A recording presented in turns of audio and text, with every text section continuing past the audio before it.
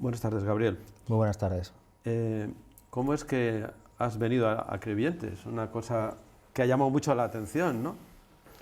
Bueno, primero porque me han invitado y sí que es cierto que haremos un recorrido, un tour por todo el País Valencià y de hecho lo debíamos porque hace ya un año y pico que venimos a un acto en Valencia y fue como muy rápido, tuvimos que marchar casi enseguida y creo que debíamos, ¿no? la gente de Esquerra Republicana pasar por aquí y bueno, pues la verdad es que encantados de la vida.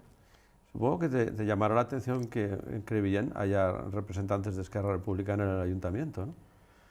No, la verdad es que están muy integrados en el día a día de Esquerra, yo hablo con ellos y los conozco desde hace años, desde que entré a militar en Esquerra Republicana, están en todos los órganos de dirección y conozco su trabajo, ¿no? Es muy complicado en según qué ocasiones, pero gente como Joan Tardá, que ha venido muchísimo tiempo y que nos ha explicado todo lo que se hace aquí, pues la verdad es que nos ponía al día a día, ¿no? Sí, de hecho Joan Tardá estuvo aquí hace Sí, tiempo, en el periodo electoral.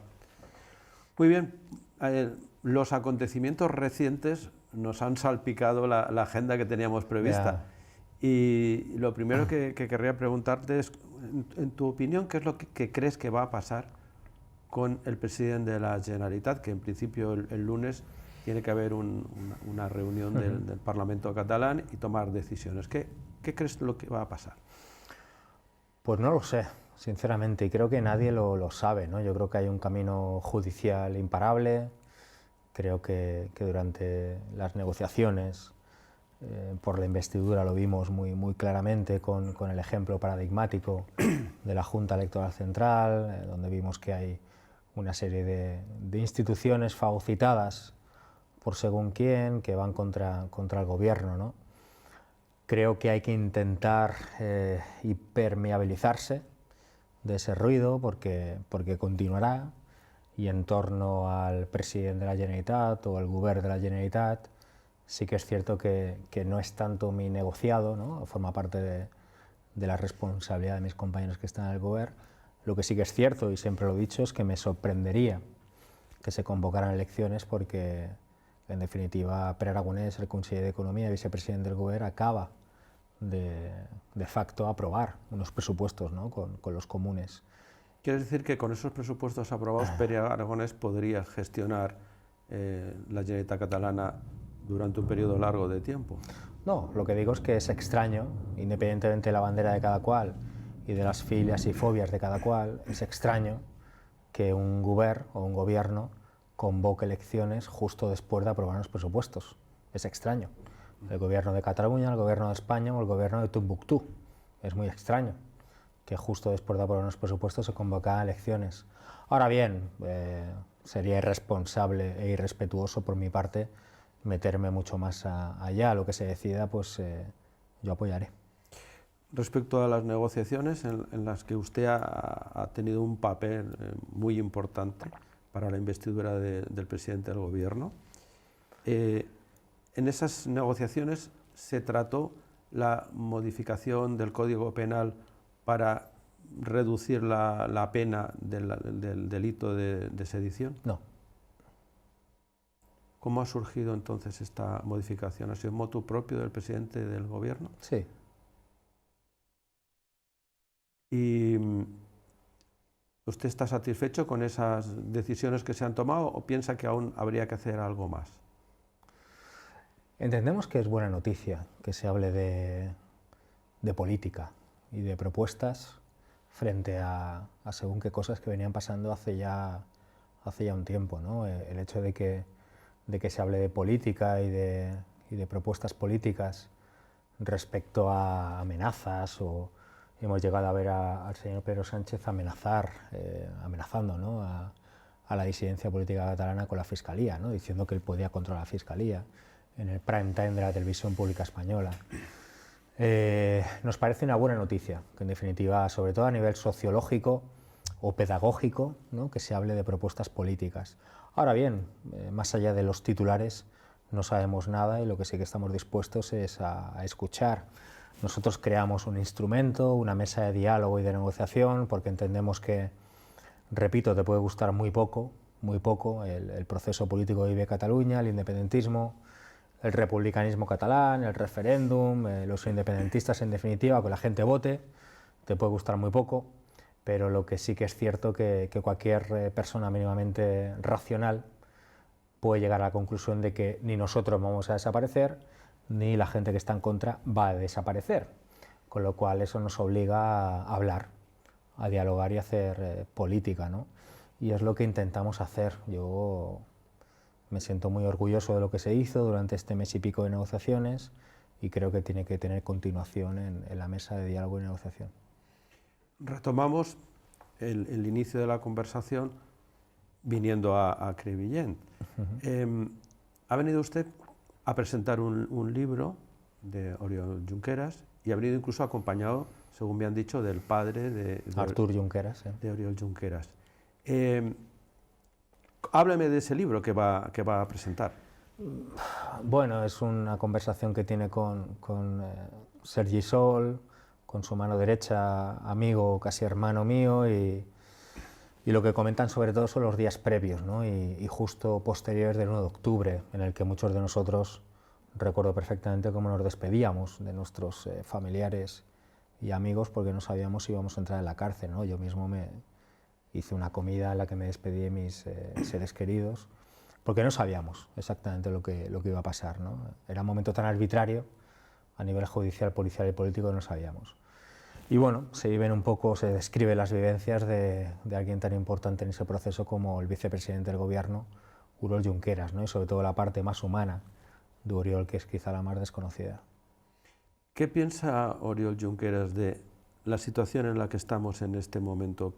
¿Hacia dónde debe de evolucionar Esquerra Republicana de Cataluña? Pues que es una oportunidad. Al final Oriol piensa lo mismo que cualquier demócrata, ¿no? Más allá de si es de izquierdas o de derechas, o muy español o muy catalán o muy medio pensionista, que es una oportunidad.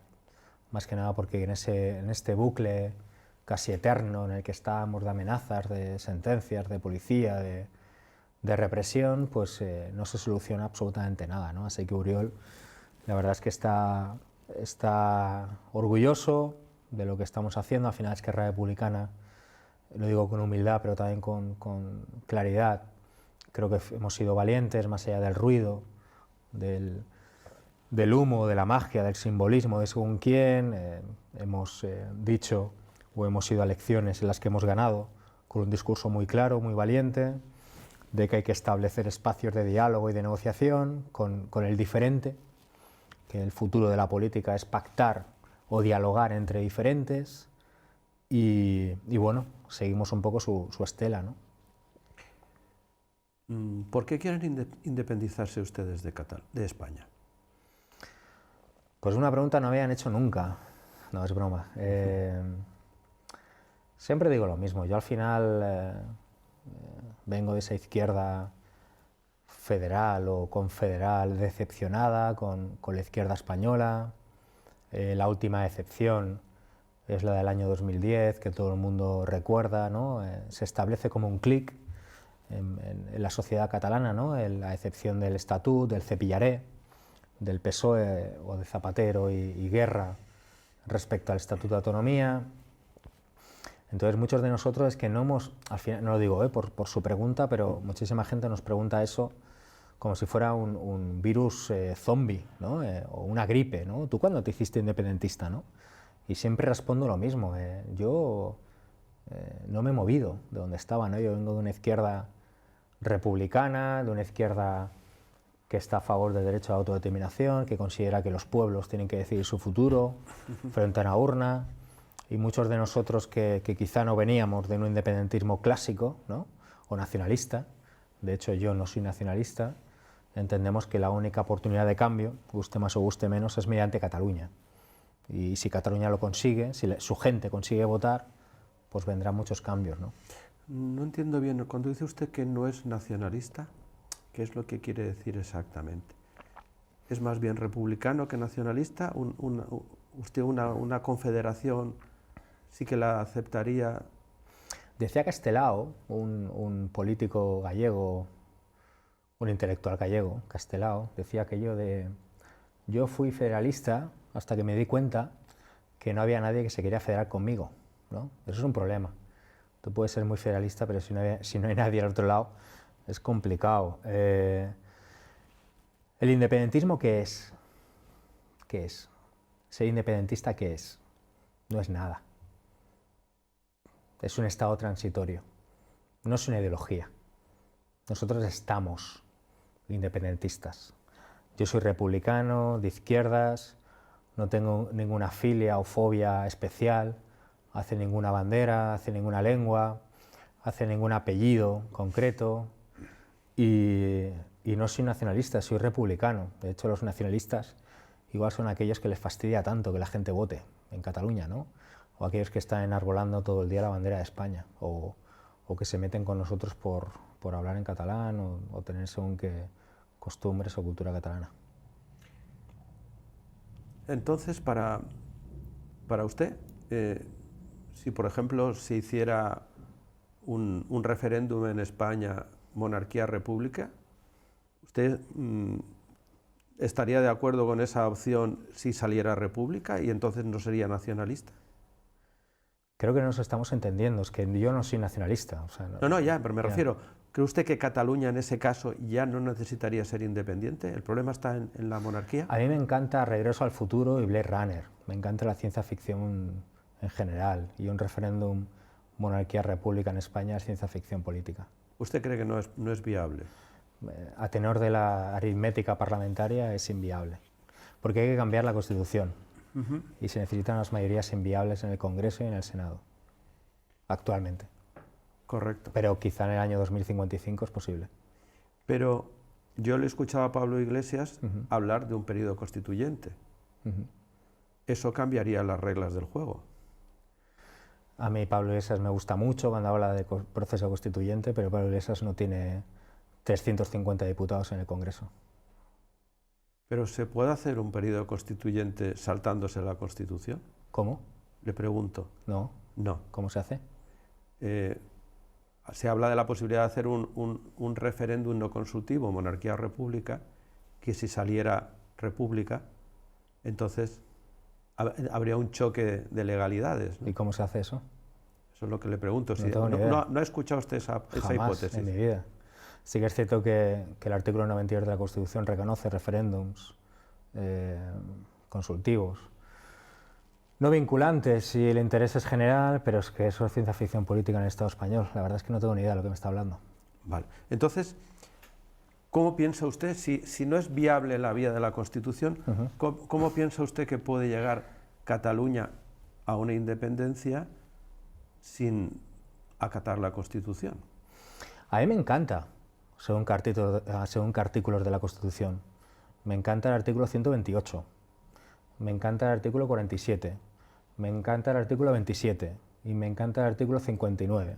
Todos ellos son artículos sociales, vivienda justa, trabajo justo, pensiones justas, todo eso que a la derecha no le gusta. Entonces, claro, igual los que se constituyen o se autocalifican como constitucionalistas son los hipócratas, no son constitucionalistas. Dicho esto, al final hay un montón de ejemplos en la historia contemporánea europea reciente que hablan de que igual la voluntad política, la voluntad social mayoritaria va por delante de la ley. Pongo un ejemplo, porque tengo la sospecha, un poco del trasfondo de su pregunta es esta. Si dijéramos aquello de que sin democracia o sin ley no hay democracia, según esa regla de tres, ¿no? Tan simple, tan simplista y tan reaccionaria, no habría convenios colectivos. Las mujeres seguirían sin poder votar, los negros seguirían sin poder votar en Estados Unidos, etcétera, etcétera, etcétera. Entonces, ¿nosotros cómo lo haremos? Ganando elecciones, constantemente. Somos muy conscientes de que o seguimos ganando elecciones, o según quién venderá el hecho de que somos un soufflé, de que no hay manera, de que somos un desastre y todo esto. Así que la única manera que tenemos de seguir hacia adelante es ganar, y es lo que hacemos, ganar elecciones. Correcto. Pero entonces, ese derecho a decidir que ustedes reclaman y que requiere de un referéndum, ¿cómo se puede pactar con el Gobierno de la Nación para poderlo llevar a cabo? Mediante el espacio que hemos creado, de diálogo y de negociación. Al final es un compromiso electoral de Esquerra Republicana, sentar al Gobierno de España en una mesa. No es fruto ni siquiera de la confianza, sino de la debilidad del PSOE, de haber perdido las elecciones en Cataluña, las ganamos nosotros, y sobre todo de las circunstancias, del contexto, de darle una oportunidad a la política, porque quien crea que metiéndole 13 años de cárcel a Oriol Junqueras se soluciona alguna cosa, o no tiene ni idea, o es tremendamente reaccionario. Pero usted ha dicho muy bien antes que el problema es que la Constitución española no permite según qué cosas, y eso, para poderlo cambiar, hacen falta 2/3 del Parlamento. ¿Cree usted que sí que hay hueco para hacer un referéndum respetando la Constitución y la legalidad vigente? Repito, sí. Sí, yo jamás he dicho que la Constitución no lo permitiera. ¿Cuál sería ese hueco para conseguirlo? He dicho que... ¿Un referéndum consultivo? He dicho que hay posibilidades. El artículo 92 reconoce un referéndum, una consulta vinculada al interés general, pero entendemos que hay un montón de constitucionalistas que ese artículo se les olvida, así que no esperamos mucho. Bueno, voluntad política y sobre todo respetar la cuarta mesa, o sea, la cuarta pata de la mesa de diálogo y negociación que hemos pactado con el PSOE y con el Gobierno de España, que es una consulta al pueblo de Cataluña, de ese acuerdo que surja, ¿no?, de la mesa de diálogo y de negociación. Y entonces, esa consulta que se le haría al pueblo de Cataluña, sí, si el pueblo de Cataluña la acepta, ustedes se darían ya por satisfechos con los acuerdos que se consigan en esa mesa. Depende. Al final las características del acuerdo que surjan de esa mesa dependen de la fuerza negociadora de cada parte. Me parece que es avanzar 7 u 8 meses siendo muy generosos hacia adelante, y la verdad es que yo no me arriesgo tanto. Claro. ¿Y cuáles son los requisitos mínimos para que ustedes den por buena una negociación? Nosotros tenemos la manía, llevamos 89 años de historia, tenemos la manía de defender la autodeterminación de Cataluña, y con eso ganamos elecciones. Tenemos la manía también de presentar una ley de amnistía, ¿no?, que con eso hemos ganado elecciones, la última. Entonces tenemos la manía de ser coherentes y presentar esas propuestas en la mesa, pero entendemos que el PSOE y Podemos presentarán otras propuestas. De hecho, la buena noticia de esta mesa es que ellos presentarán, o por primera vez, escucharemos la propuesta del Estado, ¿no? Así que es casi como si usted le preguntara aquí a un representante del PSOE cómo usted se va a sentir satisfecho, ¿no?, con el acuerdo. Seguramente le diría, pues no lo sé, depende de los indepes, ¿no? Pues no lo sé, depende de los españoles. Ya entiendo que en una partida de póker las cartas nos enseñan antes de jugar la partida. No tanto póker, sino es política. Yo sería muy responsable y respetuoso por mi parte adelantarme a lo que puede llegar a presentar la otra parte, incluso muy testosterónico por mi parte decir no, esto o nada, ¿no? Al final hay que respetar las mayorías que tiene cada cual, y nosotros las tenemos muy grandes en Cataluña, aunque según quien lo quiera obviar. Pero claro, mi misión aquí es ayudar a que los espectadores que nos ven entiendan qué es lo que ustedes desean y cómo les gustaría conseguirlo. ¿Esta es mi cámara? Sí. Es muy sencillo. Sí. Nosotros somos de Esquerra Republicana de Cataluña y queremos la independencia de Cataluña. Correcto. Y el camino ya lo traerá... El camino siempre será legal, democrático y constitucional. Muy bien.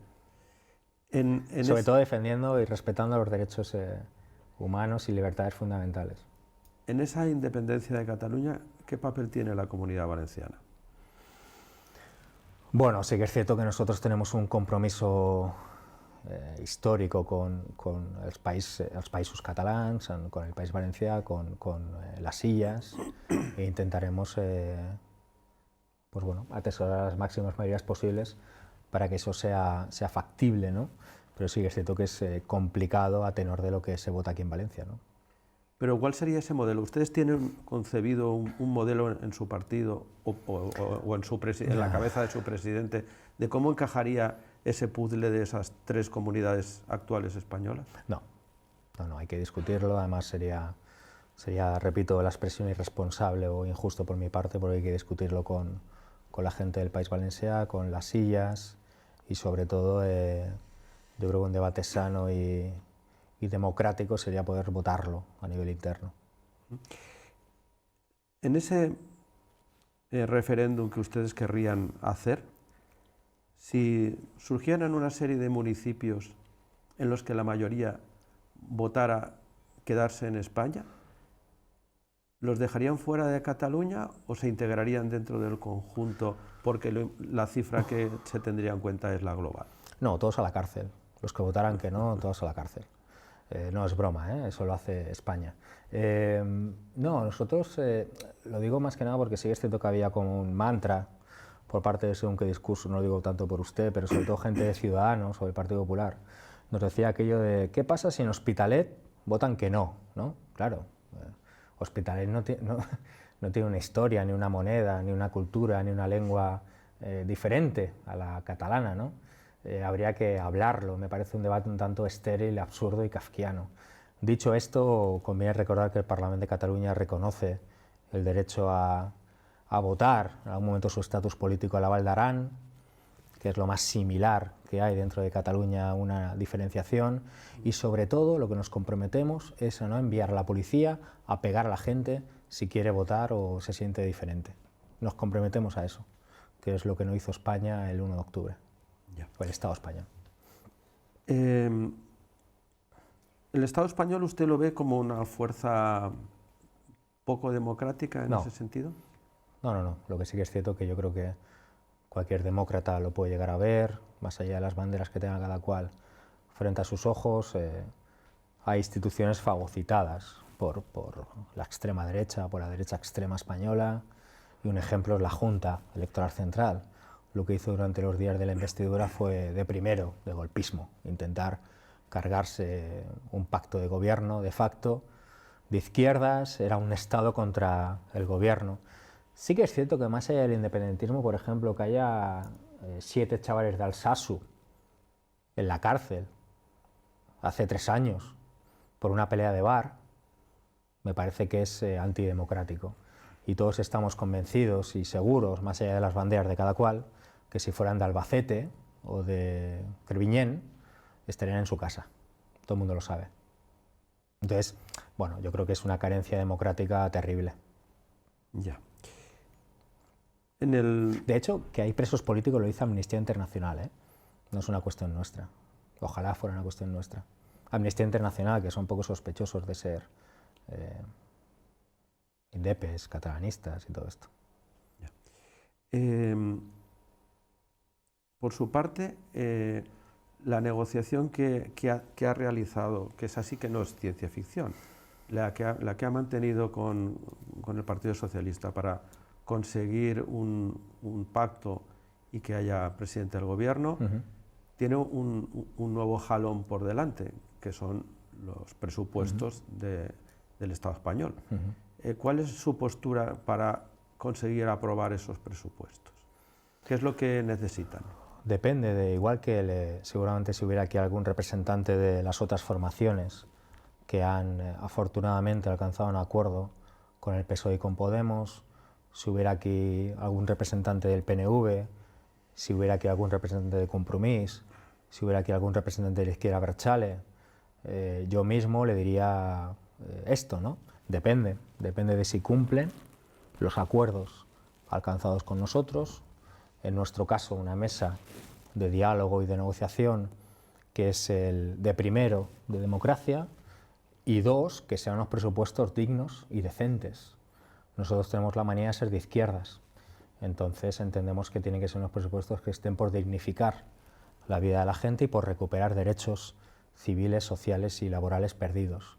¿Me podría precisar algunos de esos derechos que gustaría? Sí, por ejemplo, cumplir la ley de dependencia, por ejemplo, el corredor mediterráneo, por ejemplo, reducir el presupuesto de defensa para destinarlo a otro tipo de cosas, una fiscalidad justa, políticas de igualdad, políticas a favor del medio ambiente, políticas en contra de la violencia de género, quiero decir, el ABC de la izquierda, es que somos de izquierdas, tenemos esa manía. Entonces, si son así, pues será mucho más sencillo. Usted al principio de la conversación me ha hablado de que usted no es nacionalista y que es de izquierdas, ¿no? Y deduzco de ello que usted en el futuro es posible que esté a favor de un pacto en Cataluña en unas próximas elecciones de la izquierda, ¿no? Se habla mucho de que en Comú Podem, el Partido Socialista y ustedes podrían recuperar el tripartito y romper, digamos, ese vínculo que tienen solo nacionalista con la antigua derecha nacionalista de Junts per Cat, ¿no? Antigua Convergencia. ¿Van por ahí los tiros? No, de hecho el pacto, el acuerdo con Convergencia no es solo nacionalista.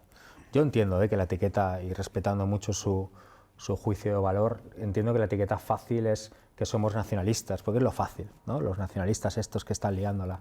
Pero nosotros que no somos nacionalistas, sí que respetamos mucho la derecha catalana, también está la CUP, las CUP que son poco sospechosos de ser nacionalistas, pero nosotros somos republicanos, somos de izquierdas y entendemos que es inherente a esa condición la defensa al derecho a la autodeterminación. De hecho, me parece mucho más nacionalista el PP o Vox o Ciudadanos que nosotros. Pero es un debate muy interesante que podríamos tener en otro programa y entiendo que la brocha gorda, tanto política como periodística, nos puede tachar de nacionalistas. Lo entiendo porque nos pasa hace 4 o 5 años, igual que lo de Pujol, 3%, todo eso que es tan fácil. Entonces, nosotros lo que consideramos es que hay que ampliar mayorías. Joan Tardá lo dice mucho mejor que yo, como todo, hay que trascendir nuestras siglas, nuestros números, nuestros votantes, y apostamos por frentes amplios, democráticos y republicanos.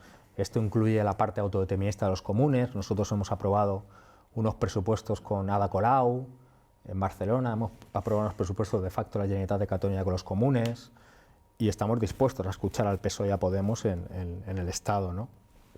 Bueno, queremos ser útiles y dejar de ser, según quién, el problema, sino la solución. Pero respetamos muy mucho los acuerdos o los números o los pactos que tenemos con el centro derecha liberal conservador catalán. Y las contradicciones que nosotros tenemos con este mundo son las mismas contradicciones que tiene el PSOE y Podemos, porque el futuro de la política, repito, es pactar entre diferentes, si no es muy complicado. Claro, pero ese pacto se puede hacer a dos bandas, se puede hacer en Madrid y se puede hacer en Barcelona. Esa posibilidad creo que no han tenido otra oportunidad mayor que esta, ¿no?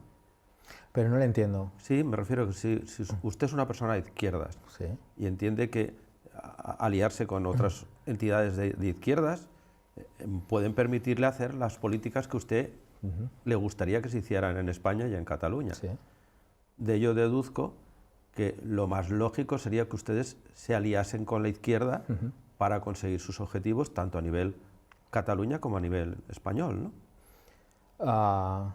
Sí, pero nosotros con los convergentes hemos aprobado un impuesto a la banca, un impuesto a las nucleares, 44 leyes inequívocamente de izquierdas y una renta mínima garantía de ciudadanía, ¿no?